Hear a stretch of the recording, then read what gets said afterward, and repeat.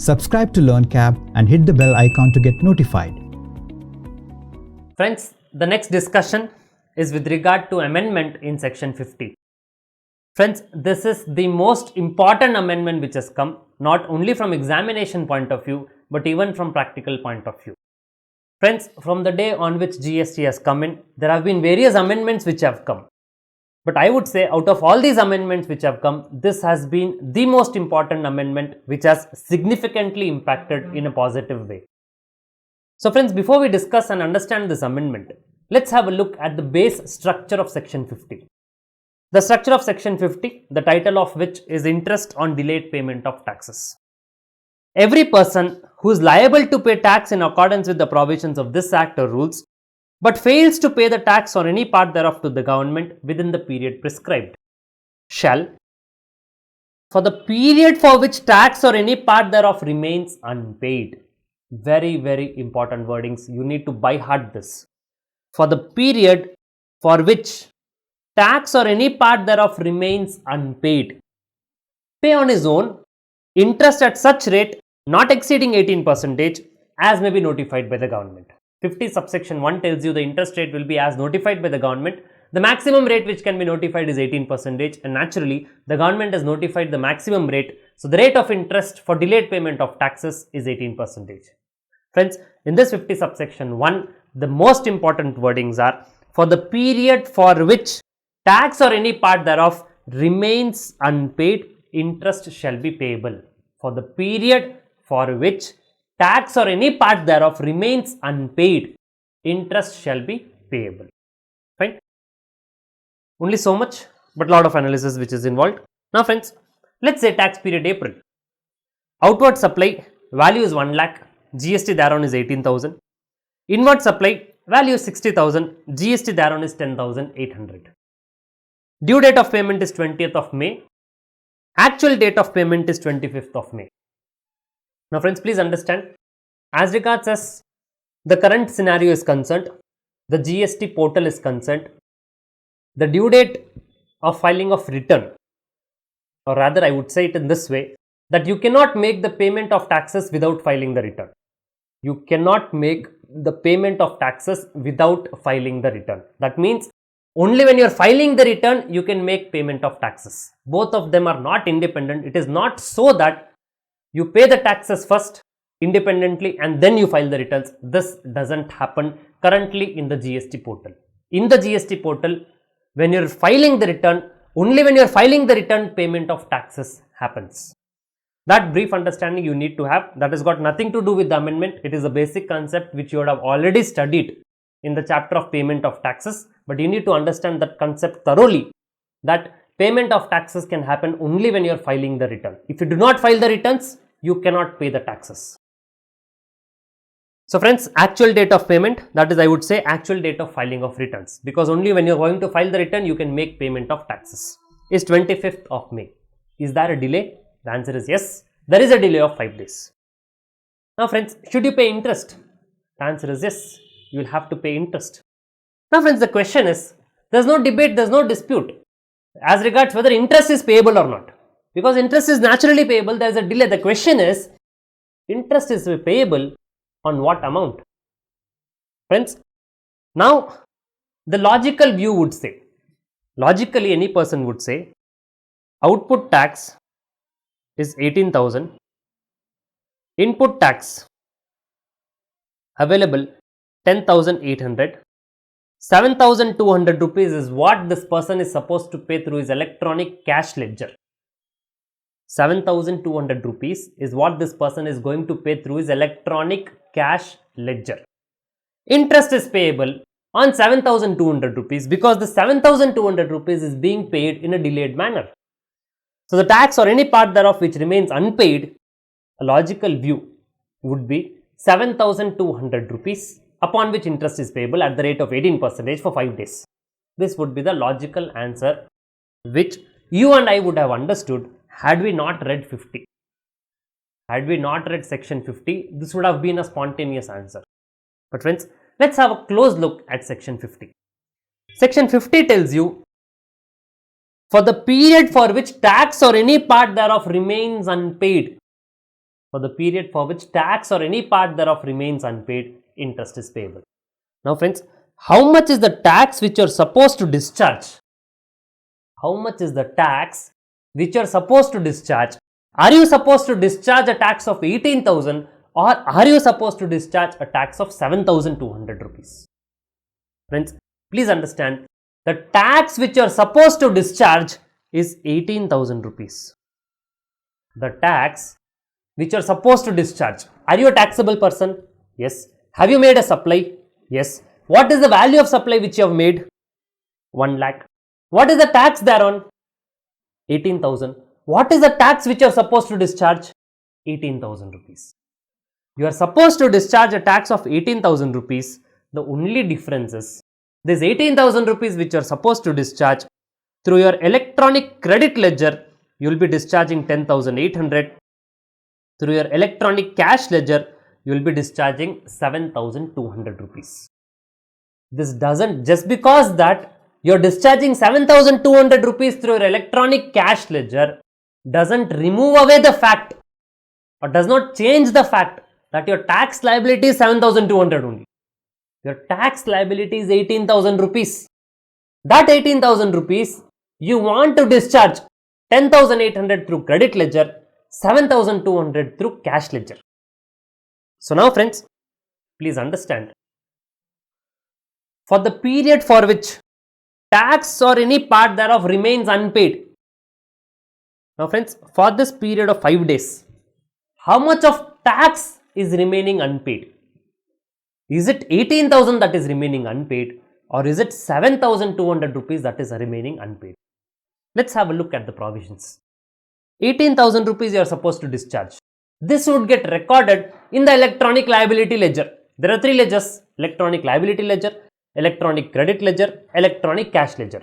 Liability ledger would create liabilities. That liability would be discharged either from cash ledger or from credit ledger. Now friends, this 18,000 rupees would get recorded in the electronic liability ledger. Section 49, all liabilities of a taxable person under this act shall be recorded and maintained in electronic liability register. Agreed. Rule number 85.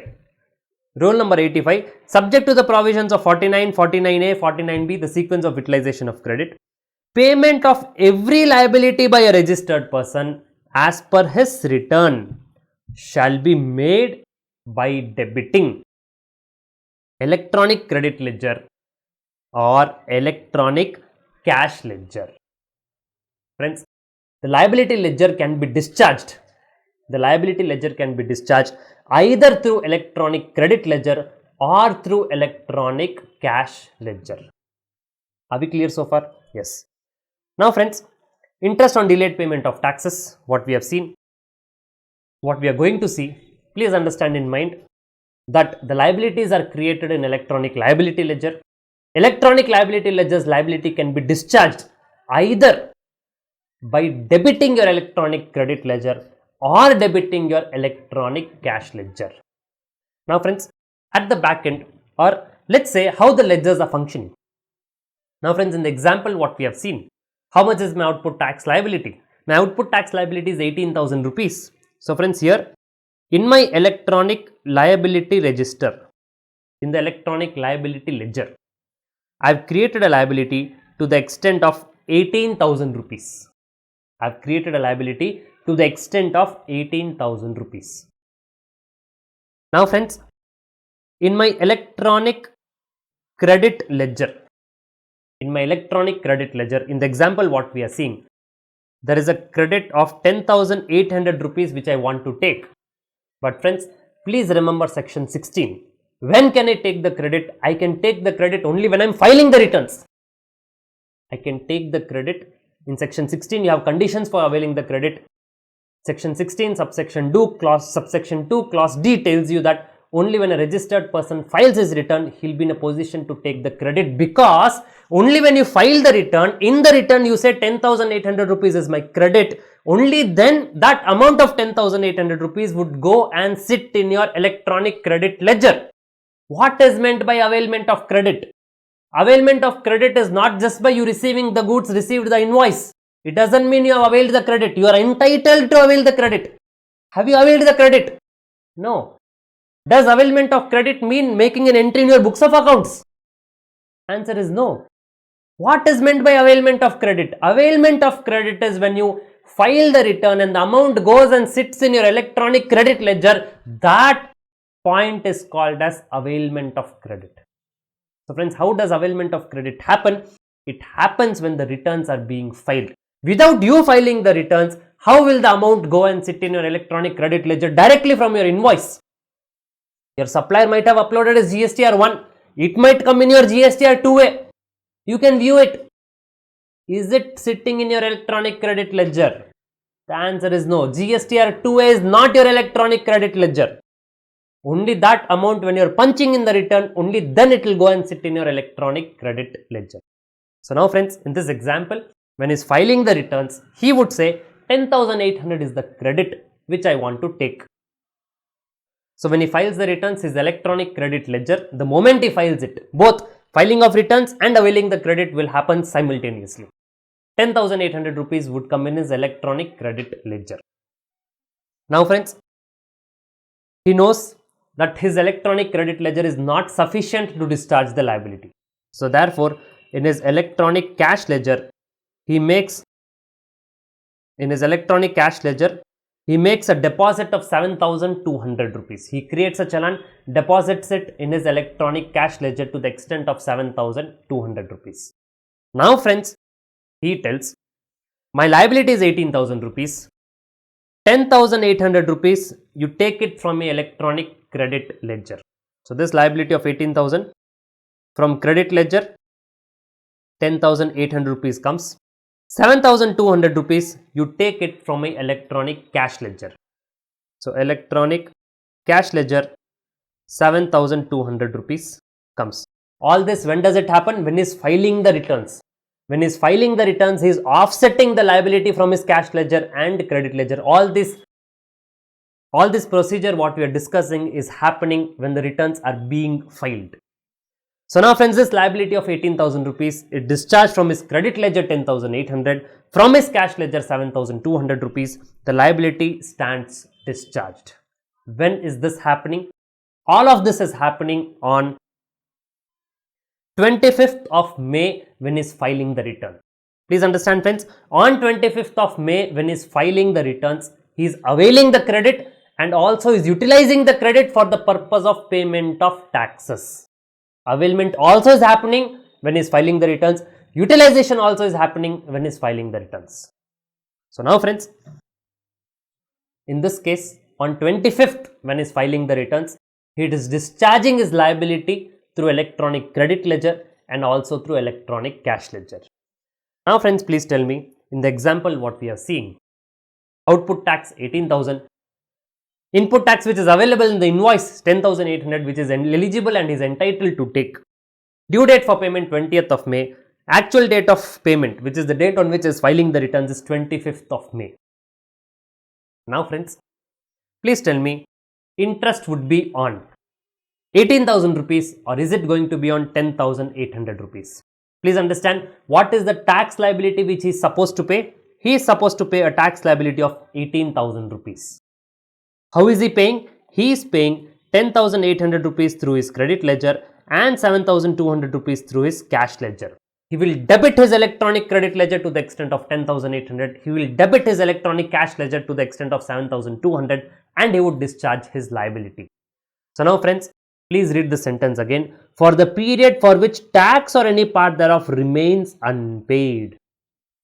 What is the period for which the tax or any part is remaining unpaid? It is 5 days. But what is the tax which is remaining unpaid?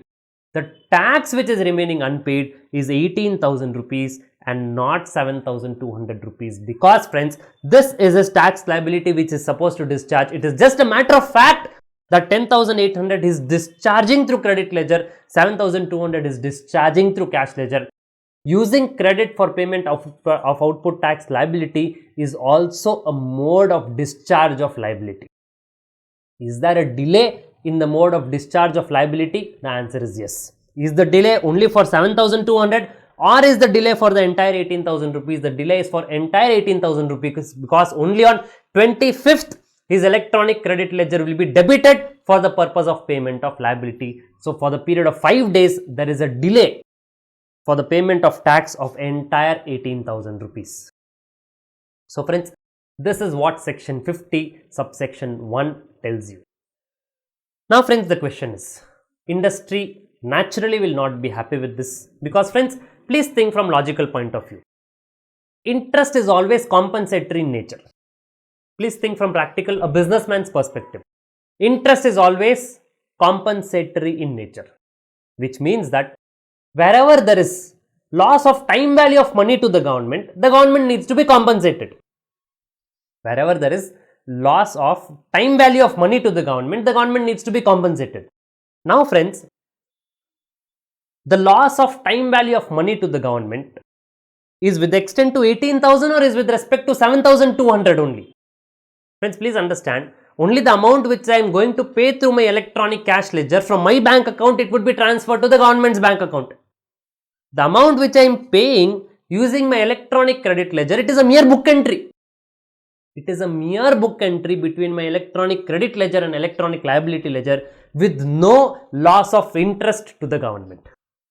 From my credit ledger, 10,800 would go. It doesn't mean 10,800 would come to the government's bank account. When 10,800 rupees is really not coming to the government's bank account, even on 25th, why should I pay interest on 10,800 rupees? I should pay interest only on 7,200 rupees. Because only to this extent of 7,200 rupees, the amount is going from my bank account to the government's bank account. The loss of interest, or I would say the time value of money which is lost to the government, is only to the extent of 7,200 rupees. This would be a logical view which can be taken. So friends, the industry's contention was, when interest is compensatory in nature, for mere book entry, why are you harassing the assessees to pay taxes? Or why are you harassing the assessees to pay interest on mere book entries? Point number 2.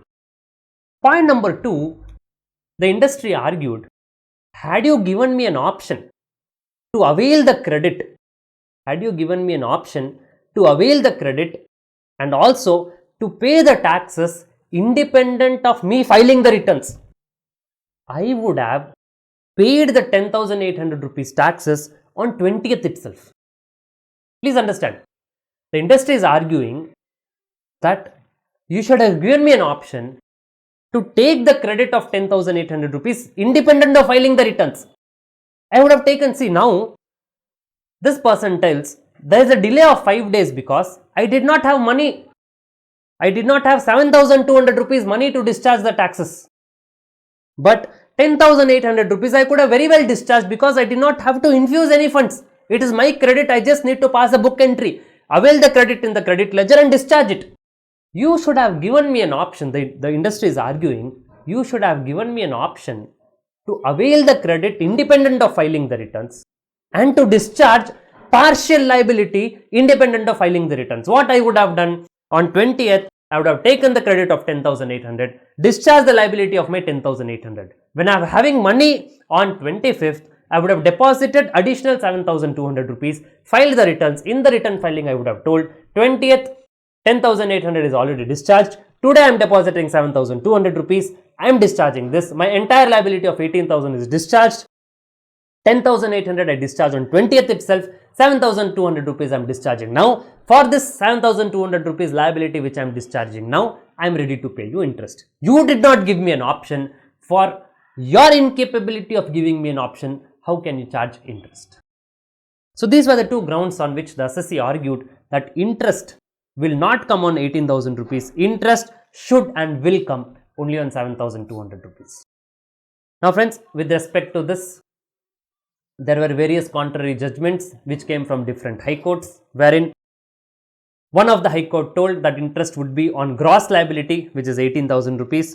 Another high court told that interest would be on net liability, which is 7,200 rupees. That part of the liability which is being paid through the cash ledger, that is 7,200 rupees, because it is a mere book entry to the extent of 10,800 rupees. Logically, interest should not be charged. And also, it was not, also the portal, the GST portal was not capable to allow discharging partial taxes before filing the returns. Had the portal allowed this, very well, the businessman would have already discharged 10,800 rupees of taxes.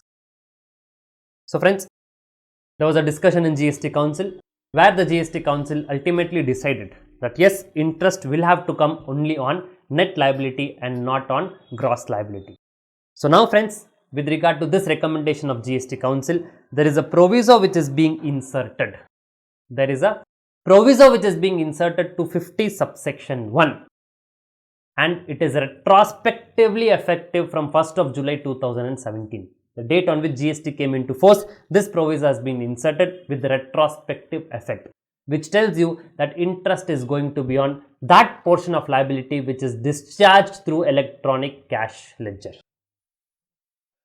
Friends, please understand, although this proviso looks simple, there are various ifs and buts, various permutations and combinations which we are going to see. Please have a careful attention on this. For now, just read the wordings which I have highlighted, which are underlined and bold. So it tells you friends, the proviso to 50 subsection 1, provided that the interest shall be levied on that portion of the tax that is paid by debiting the electronic cash ledger. Please leave this story for now. I will take you through this little later on. The proviso tells you, provided that the interest shall be levied on that portion of the tax that is paid by debiting the electronic cash ledger. Please understand friends, 50 subsection 1, it tells you interest shall be paid, the tax or any part thereof which remains unpaid. Please understand, the tax or any part thereof which remains unpaid, for that particular period interest shall be paid. Proviso to 50 subsection 1 tells you that interest shall be paid only on that portion of the tax which is paid by debiting the electronic cash ledger. So in simple terms friends, if you are covered by the proviso, you need to pay interest only on that portion of liability which is discharged through electronic cash ledger. If you are not covered by the proviso, why am I saying if you are not covered by the proviso? Because there are certain conditions which we are going to see. If you are not covered by the proviso, which means you are covered by the basic body of 50 subsection 1, which means that for the entire tax which is remaining unpaid, interest will be payable. I repeat, if you are covered by 50 subsection 1, for the entire tax which is remaining unpaid, interest shall be payable. If you are covered by the proviso to 50 subsection 1, interest shall be payable only on that portion of the tax which is payable or which is paid by debiting the electronic cash ledger.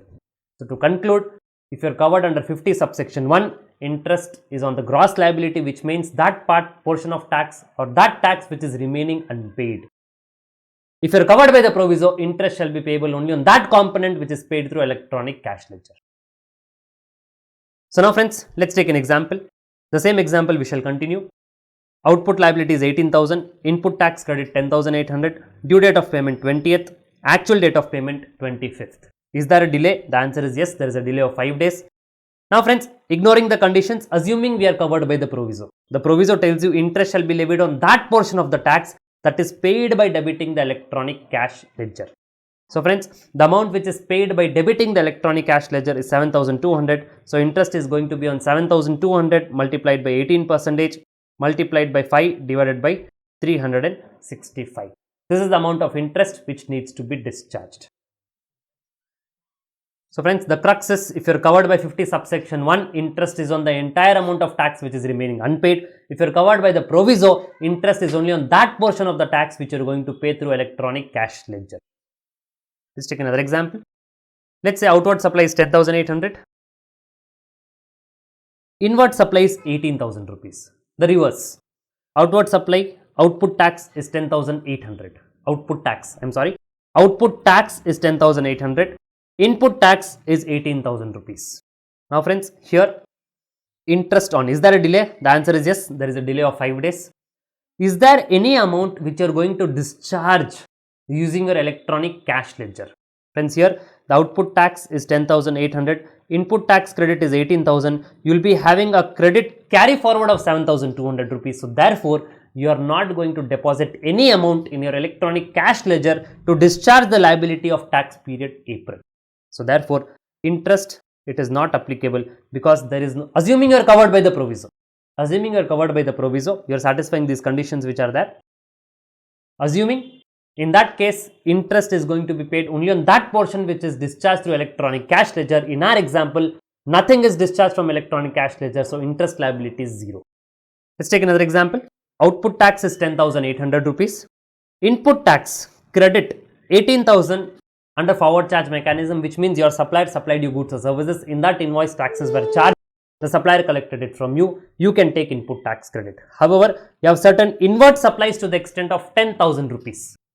Of certain inward supplies to the extent of 10,000 rupees, upon which GST is 1,800 rupees. But this GST 1,800 rupees is going to be paid under reverse charge mechanism. These are the facts. The due date of payment is 20th of May. Actual date of payment is 25th of May. Now friends, what is the output tax? Output tax is 10,800 rupees. What is the input tax credit? It is 18,000 rupees. 7,200 is carry forward. And friends, again, you got a reverse charge liability to the extent of 1,800 rupees. Please understand, reverse charge liability cannot be discharged using your credit ledger. You have to deposit the amount in your cash ledger and you have to discharge the reverse charge liability using your electronic cash ledger. So friends, this 1,800 rupees reverse charge liability, you discharge it using your electronic cash ledger, and thereafter can you take the credit? The answer is yes, you can take the credit. So you take the credit of 1,800 rupees. Your total credit carry forward happens to be 9,000 rupees.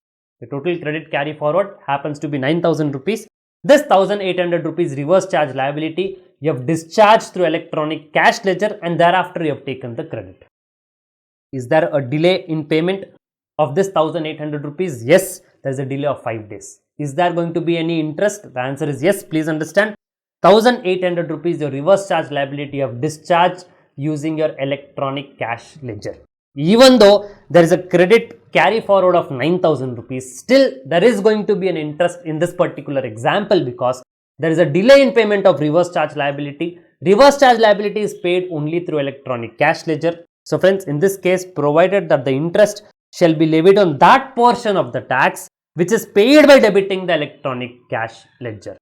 So interest is going to be payable on 1,800 rupees. I am sure you are able to follow this. Next example friends, tax period is April. Due date is 20th of May. Return is filed on 18th of May itself, which means the return is filed before due date. Let's have a look at the figures. Outward supply, actual value is 60,000 rupees. GST thereon is 10,800. But the value which is declared in the returns due to some error, due to some clerical error or error due to oversight, for XYZ reason, the outward supply which is declared in the returns for the tax period April is 50,000 rupees. GST thereon is 9,000 rupees. So actual output tax 10,800, declared output tax in the returns 9,000 rupees. Inward supply, actual value is 1 lakh, 18,000 GST, declared value is 1 lakh, 18,000 is GST. For the tax period May, due date is 20th of June, return is filed on 18th of June itself, filed well in advance. Outward supply, actual is 1 lakh, GST thereon 18,000 rupees. Now friends, when you are going to file the returns for the month of May, the error which happened in the month of April comes to your notice. It comes to your notice that outward supply to the extent of 10,000 rupees pertaining to tax period April was omitted to be declared in the return of April. So therefore, while filing the returns for the month of May, you want to declare it in the monthly returns of May. So friends, what is the declared in the monthly returns of May? May's outward supply is 1 lakh, tax thereon is 18,000. Missed out outward supply which was missed to be declared in the tax period April, 10,000, GST thereon 1,800. Inward supply 14,400 is input tax, actual the same is declared. Now friends, let's compute. Let's compute return for the month of April.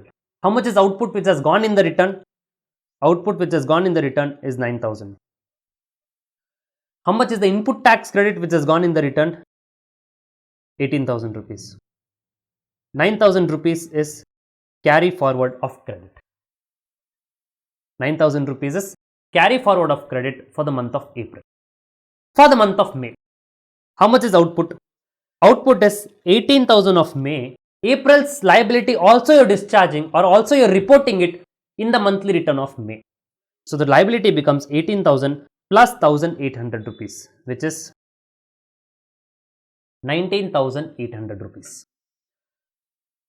Input tax credit 14,400 rupees plus 9,000 rupees is carry forward of credit which is coming from the preceding month. This 9,000 rupees carry forward of credit coming from the preceding month. So now friends, how much are you supposed to pay? 19,800 minus 14,400 and minus 9,000 rupees. So you have 3,600 rupees as credit carry forward. Let me just recheck it. 19,800 minus 14,400 minus 9,000. Yes. So you have a credit carry forward of 3,600 rupees.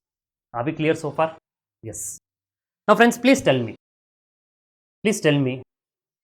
seeing the months April and May together,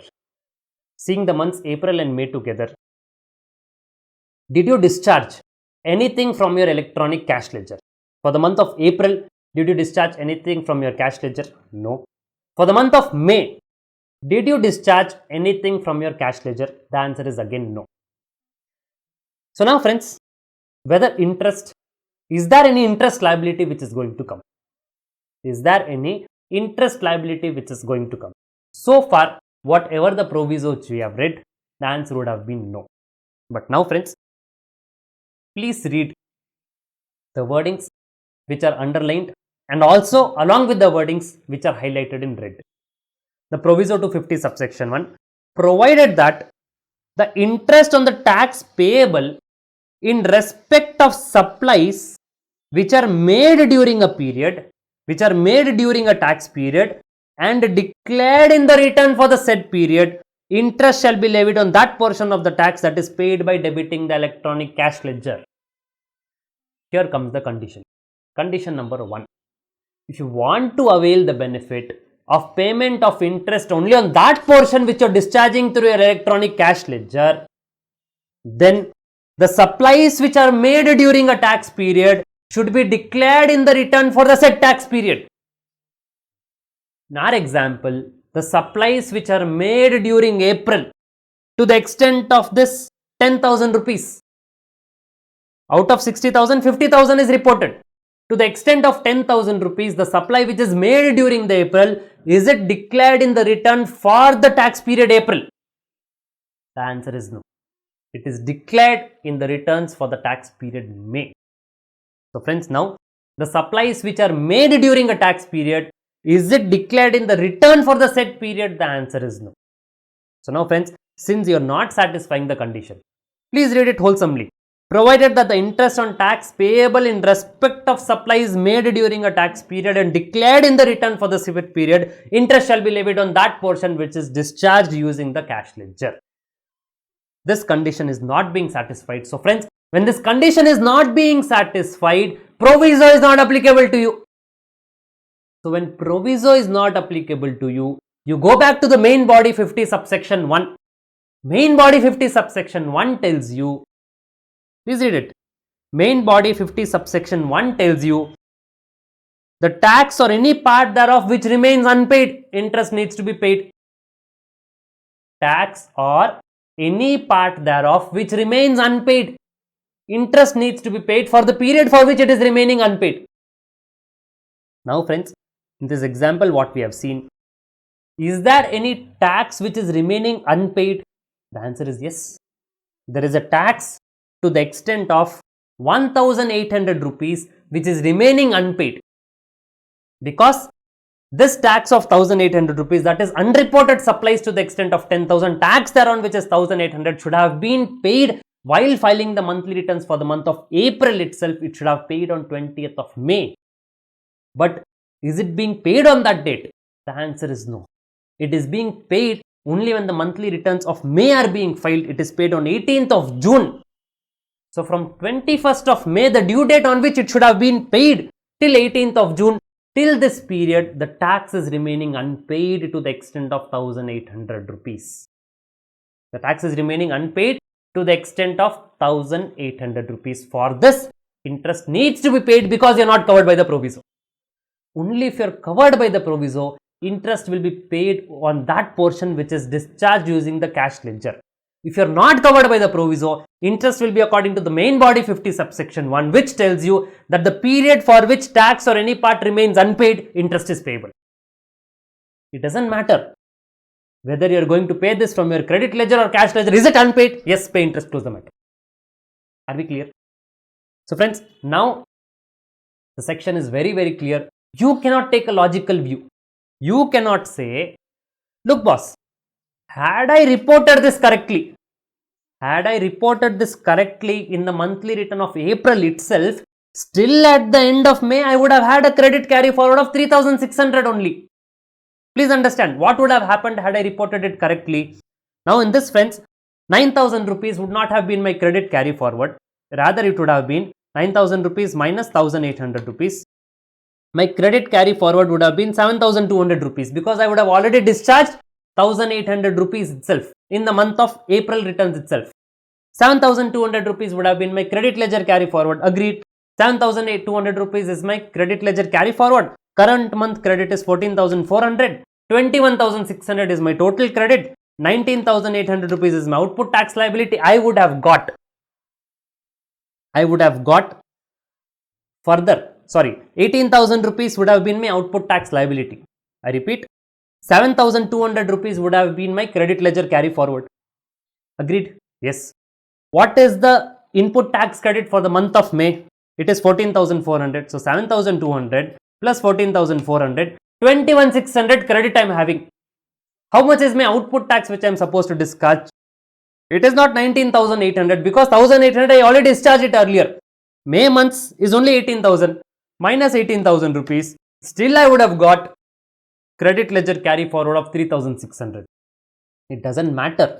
Financially doesn't matter to the government. Either I report it in April or I report it in May. End of May, 3,600 is my credit ledger carry forward. I have paid nothing from my cash ledger. Why charge interest? Friends, section is very, very clear. You have to abide by the section. It tells you nothing doing. There is no loss of interest to the government. There is no loss of time value of money to the government. Everything agreed. Section prevails. You are not covered by the proviso. You are covered by 50 subsection 1. The tax which is remaining unpaid, during the period for which it is remaining unpaid, kindly pay interest. That tax later on you are discharging through credit ledger, through cash ledger, that is your headache. I want interest for this 1,800 rupees which is remaining unpaid during this period. Are we clear friends? So this is the proviso as it stands. Please understand 50 subsection 1 main body. I repeat this, you will have to memorize this. 50 subsection 1 main body. For the period during which tax is remaining unpaid, interest will be payable. Proviso, interest payable only on that portion which is discharged using cash ledger. Using the cash ledger. Proviso is conditional? Yes. What is the condition? The condition is supplies made during a tax period should be declared in the return for the said period. So friends, you as professionals, you should understand that filing the returns within time is not that important. Filing the returns correctly is important.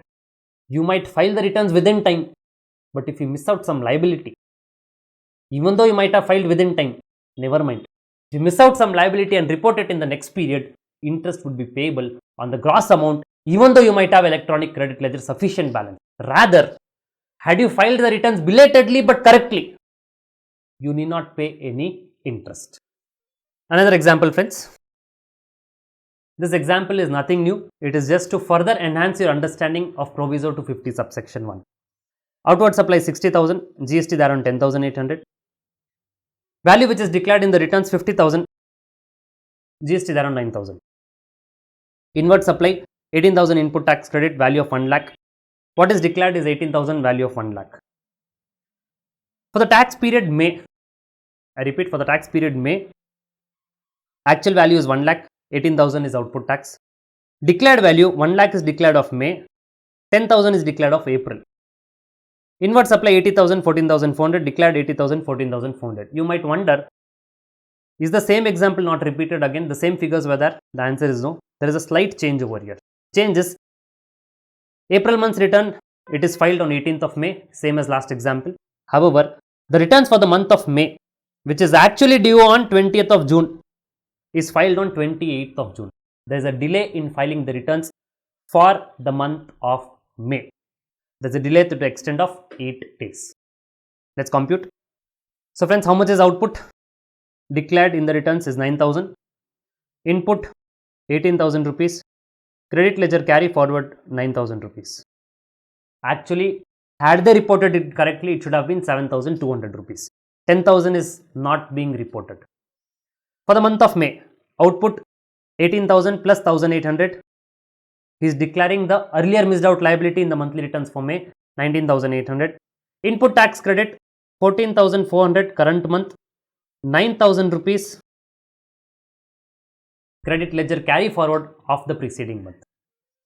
So now friends, what is the balance? Same 3,600 rupees is going to get carried forward. Same 3,600 rupees is going to get carried forward. Is there any interest payable? Is there any interest payable? Question number 1 for the tax period April. Question number 2 for the tax period May. Now friends, as regards as question number 1 for the tax period April is concerned, so the tax period April is concerned, is there any tax which is remaining unpaid? The answer is yes. Tax is remaining unpaid to the extent of 1,800 rupees. Fine. Are you covered by the proviso? To that you have to ask the question. Is the tax period's liability declared in the return for the same tax period? The liability pertaining to April, is it declared in the returns of April itself? The answer is no. So therefore, to the extent of this 1,800 rupees, interest shall be payable for the delay in payment of taxes. Question number 2. Is there any delay in paying the tax liability of the month May? The answer is yes. There is a delay. There is a delay to the extent of 8 days. For what liability? Out of 19,800, 1,800 I have already computed separately for the month of April interest paid or interest payable. 18,000 rupees is pertaining to the month of May. For the month of May, is there any delay? The answer is yes, there are delay. But now the next question which you are going to ask, whether proviso is applicable. Friends, for the proviso to apply, the liability pertaining to a tax period should be declared in the returns of the same tax period. The liability pertaining to May to the extent of 18,000 rupees is declared in the tax period's return of May itself, 18,000 rupees. Now friends, will you get the benefit of proviso? The answer is yes, you will get the benefit of proviso. The liability of May is 18,000, declared in the monthly return of May, 18,000 rupees. You will get the benefit of proviso. Interest needs to be paid only on that portion which is discharged using the cash ledger for the tax period May. Is there any liability which is discharged using the cash ledger? The answer is no. So therefore friends, for the tax period May, even though you have filed the returns belatedly, still there is no interest. For the tax period April, even though you have filed the returns within time, there is interest. End of the day, the credit ledger balance, even though remains 3,600 rupees, still for the tax period April, you will have to pay interest. So friends, this is the reason. The reason why we have taken this example is because it is very important to file correct returns rather than to file the returns in a hurried manner. Now if you look for the month of May, it doesn't mean I'm encouraging belated return filing, but I'm just saying that you need to be very cautious about the proviso. The proviso tells you the liability pertaining to a tax period should be declared in the return of the same tax period. So friends, the proviso, so far what we have seen, interest will be paid only on the cash component if the liabilities pertaining to a period are declared in the return for the said period. So now friends, this is the summary what we have seen so far. 50 subsection 1, interest on gross liability. Whatever is the tax which is remaining unpaid, interest needs to be paid. Irrespective of the fact this tax you are discharging from credit ledger, cash ledger, not bothered. Pay interest. If you are covered by the proviso, interest is going to be a net liability, that is payment through cash ledger, but if supplies made during a tax period are declared in the return of the same tax period. Next example friends, for the tax period April, The due date happens to be 20th of May. The due date happens to be 20th of May. This person did not file his returns till August. This person did not file his returns for the tax period April till the month of August. 25th of August, he receives a show cause notice. 28th of August, he files the returns for the tax period April. Outward supply is 10,800, inward supply is 18,000 rupees. Now friends, what is going to be the computation? My output tax 10,800 rupees, input tax credit 18,000 rupees. 7,200 rupees is credit ledger carry forward. 7,200 rupees is my electronic credit ledger carry forward. Is there a delay in payment of taxes? The answer is yes. There is a considerable delay in payment of taxes. I should have paid on 20th of May. I am paying it on 28th of August. Is there any amount which I have discharged through my cash ledger? The answer is no. Should I pay any interest? Please read the proviso. Read the black lines along with the red wordings which are there. Interest on the tax payable in respect of supplies made during a period and declared in the return for the said period furnished after the due date. In this case, supplies made during the month of April. Are they declared in the monthly return of April itself? Yes. Supplies which are made during the tax period April, they are declared in the monthly return of April itself, which is filed on 25th of August. But it is filed in the monthly return of April. Are you satisfying this? Yes. Except where such return is furnished after commencement of any proceedings under 73 or 74. Except where such return is furnished after commencement of any proceedings under 73, 74. This is an exception to an exception. Proviso itself is an exception to the main body. Exception to this exception will again go into the main body. Which means that if you are furnishing, even though you are declaring the liabilities pertaining to a tax period in the return of the said period only, but still if you are filing these returns after commencement of proceedings under 73, 74, you will not get the benefit of proviso. Except where such return is furnished after commencement of proceedings under 73, 74, benefit of proviso will not be available. So friends, in this case, you go back to the main body. Main body tells you tax which is remaining unpaid, for the period during which it is remaining unpaid, pay interest. What is the tax which is remaining unpaid? Tax which is remaining unpaid is 10,800 rupees. Is there a delay in discharging this tax of 10,800 rupees? Yes. I don't bother. This liability you are discharging through credit ledger, cash ledger, nothing doing. Is there a delay? 50 subsection 1 tells you, is there a delay in payment of taxes? Yes. For the delay, pay the interest. If you are not covered by the proviso, you come to the main body. If there is a delay, yes, pay the interest on the delayed payment of taxes, irrespective of the fact whether you are going to discharge through credit ledger or you are going to discharge through cash ledger. So now friends, in this case, interest is payable. So friends, by this we have covered the entire 50 subsection 1 read along with the proviso. The simple summary is only so much. Interest for delayed payment in taxes. 50 subsection 1, the main body tells you if there is a delay in payment of taxes, irrespective of the fact you are going to discharge through this tax through credit ledger or cash ledger, I don't matter. It doesn't matter to me. If there is a delay, you pay the interest for the period during which there is a delay. Proviso tells you, proviso an exception. Proviso tells you that if the supplies which are made during a period are declared in the return of the said period and the return is filed before initiation of proceedings under 73 and 74, then I will give you a concession in interest. Interest can be paid only on that portion of tax liability which is discharged using the electronic cash ledger. I am sure by now you are thorough. You would have indirectly by-hearted the proviso to 50 subsection 1. So friends, this is all about the proviso to 50 subsection 1. This is the amendment which has come. The last 40 or 45 minutes which we have spent is only and only for understanding this conclusion. For examination, if you remember this conclusion, it is more than sufficient. Whatever we have discussed so far is just story for you now. For now, you just have to remember this particular table. Friends, next a very small change in the return filing chapter. GSTR 1, GSTR 3B and CMT 08 nil can be filed even through an SMS. Friends, it is very important to understand what is meant by nil. Nil doesn't mean nil tax liability. Say for example, for a particular tax period, you are having only exempt outward supplies. Is there any tax liability which you are supposed to pay? The answer is no, it is nil tax liability. But can you call it as nil return? The answer is no, because there is some data which needs to be given.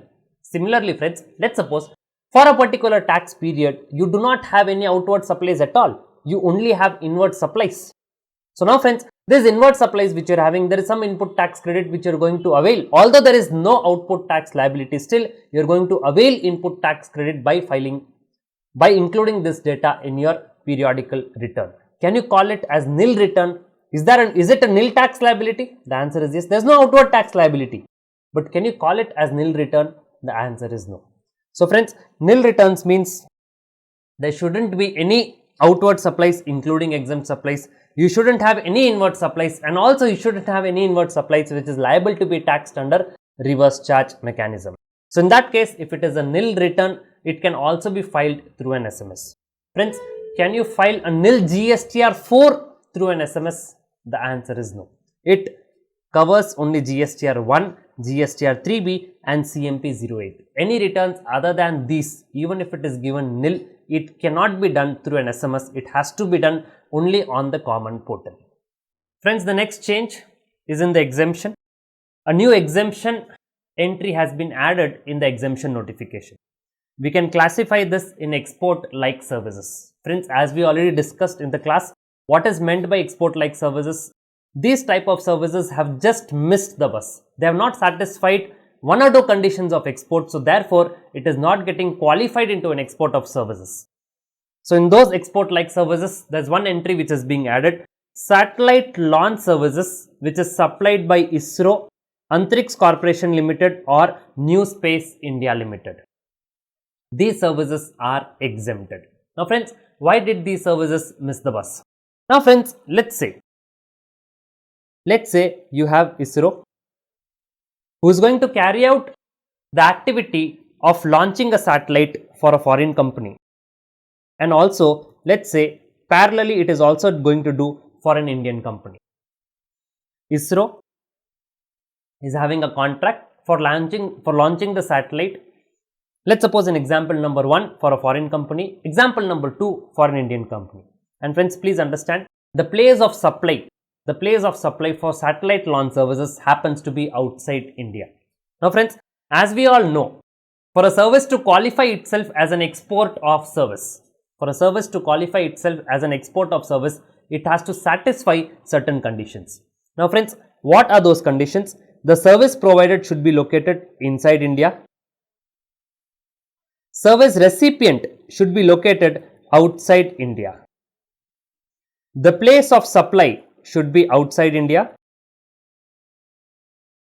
The amount should be received. The consideration should be received in convertible foreign exchange. And supplier and recipient should not be merely establishment of distinct persons. If these 5 conditions are satisfied, a service can qualify to be called as an export of service, and if it is an export of service, it is a zero rated supply. Effectively, you need not pay any taxation on it, and if it is a zero rated supply, friends, there is no need or there is no requirement for an exemption to come, because even otherwise a person is not going to pay any taxes on zero rated supply. Effectively is not going to pay anything on a zero rated supply. So now friends, let's take this example where ISRO is having a contract, one with a foreign company, second one with an Indian company to launch a satellite. And friends, please understand, satellite launch services, the place of supply is outside India. So now friends, let's suppose in this example, the service provider for a foreign company and for an Indian company, is he located in India? Yes, in both the cases the service provider is from India. So therefore the first condition is satisfied in both the examples. The second one, the service recipient should be located outside India. Now friends, in this case, the location of service recipient in a foreign company, yes, it is outside India, but as regards as satellite launch services for Indian company is concerned, the location of service recipient is in India. So this condition is not getting satisfied for the Indian company. The next one, the place of supply is outside India. Yes, for both the place of supply is outside India. Consideration received in forex, the foreign company, let's assume it is going to pay the consideration in forex. As regards as the Indian company is concerned, naturally it will not pay you in forex, it is going to pay in INR. Are they establishment of distinct persons? The answer is no. Both the places the conditions are satisfied. So now friends, if you look, the satellite launch services which are supplied by ISRO, when it is given to a foreign company, all the conditions of export of services are satisfied. It happens to be a zero rated supply. So technically this exemption which is there, and friends, please understand, this exemption doesn't tell you that if these services are given to a foreign company or these services are given to Indian company, it is exempted. That the recipient of service, the location of the recipient of service is silent in this exemption. Friends, this exemption simply tells you the services should be satellite launch. The service provider should be either of these three, ISRO, Antrix or New Space India Limited. The service recipient could be anyone. It could be either a foreign company or it could be an Indian company.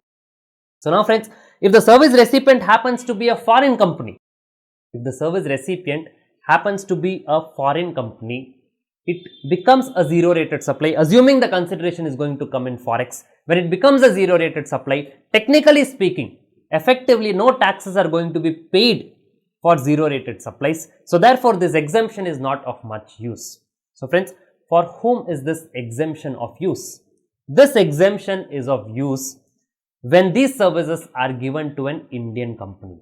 When these services are given to an Indian company, here the conditions of export of services are not getting satisfied. They have just missed the bus because the location of recipient is not outside India, it is in India, and also the amount is not received in forex. So therefore friends, it doesn't qualify itself to be an export of service. Resultantly, it is not a zero rated supply. Therefore friends, some taxes would have been paid but for this exemption. So now this exemption comes, these services, even if it is given to an Indian company, it is going to be exempted. Friends, please understand, I repeatedly tell you, as regards as the satellite launch services are concerned, it is silent who is the recipient of service. For examination, what you need to remember is satellite launch services given by ISRO, Antrix and New Space India Limited is exempted. Now the reason why it is being exempted is what we have discussed so far. If it is given to a foreign company, it is zero rated. Effectively, exemption is not required. So this exemption would be of use only when these services are provided to an Indian company. Friends, the next change is in the chapter of demand and recovery, pre-show cause notice consultation. Friends, a very small change which is being done but which is having a huge impact. Now friends, what do you mean by pre-show cause notice consultation? Friends, what is the process? The process of demand, as regards as the department is concerned, they would first issue a show cause notice. It would be followed by principles of natural justice, which means representations by the assessee. Then an order would be issued. Order creates a liability. And then if the assessee accepts the order, he pays the tax and the matter is closed. If he is not accepting the order, he could agitate and he could file an appeals. If he doesn't do anything, neither does he pay nor he files an appeal, the recovery cell would come and recover the dues which are created, recover the liability which is created by this order. Now friends, this setup is a very formal kind of approach. And of late, the government is trying to handle the assessee in a friendly manner, or I could say the government is at least trying to show that they want to handle the assessee in a friendly manner. So friends, in that case, there is a process called as pre-show cause notice consultation, wherein before issuing the show cause notice, the officer would communicate with the assessee. He would say that this is the liability which I am proposing to issue a show cause notice. Are you accepting to this? And friends, if the assessee thinks that yes, what the officer is saying is correct, and if he is accepting the liability and paying it even prior to issue of show cause notice, itself, if he is accepting the liability and if he is paying it, there are certain incentives which are there with the assessee, which are given to the assessee. Penalty will be paid at a lower rate.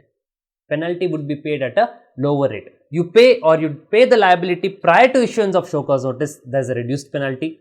You pay the penalty after issuance of show cause notice, there is a slightly or relatively there is a higher penalty which the assessee needs to pay. So this incentive the government is giving him so that the matter is closed in a friendly manner even prior to issuance of show cause notice.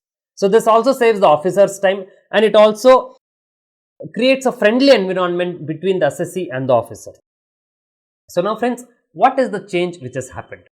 Now friends, before discussing the change which has happened, let's have a comparative analysis of penalties which are there under section 73 and under section 74.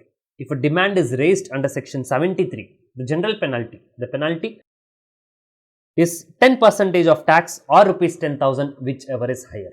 If the demand is created under section 74, the penalty is 100% of tax. However, there are certain incentives which are available. If prior to issuance of show cause notice, in case of section 73, that is bona fide cases, prior to issuance of show cause notice itself, if the dues are being discharged, the penalty is nil. So, the applicable taxes and interest, if it is being paid, the penalty is nil. In case of section 74, if the dues are discharged prior to issuance of show cause notice, penalty will be reduced to 15% of tax, which otherwise was 100% of tax.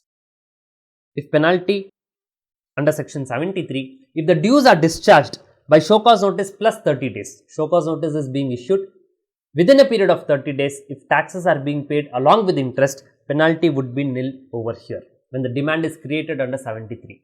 However, friends, if the demand is created under 74 and if the dues are discharged after issuance of show cause notice within a period of 30 days, in that case, taxes plus interest and penalty is going to be 25% of taxes.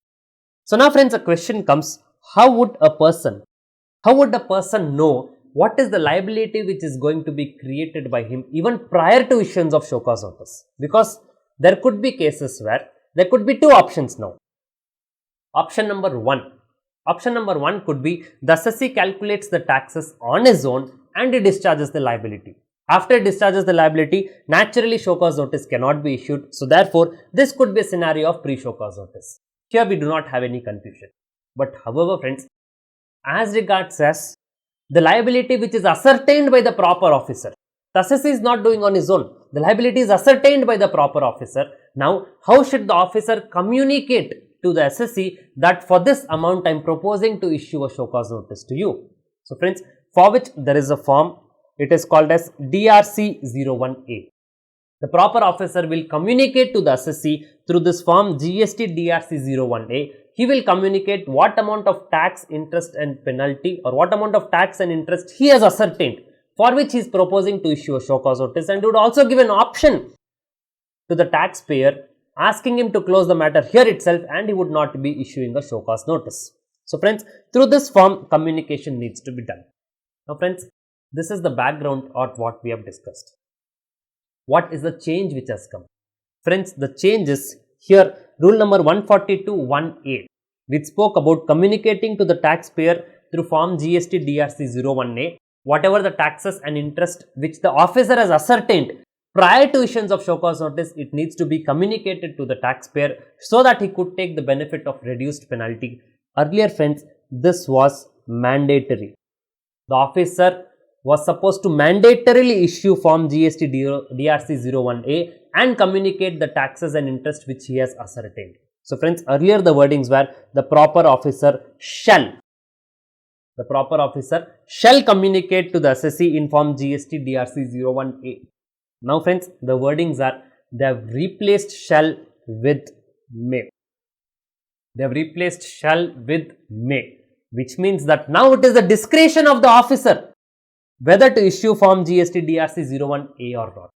Earlier it was mandatory for him to communicate. Now pre-show cause notice consultation is optional. It is the discretion of the officer to include pre-show cause notice consultation or not. Now friends, what change does it make? It makes a lot of difference.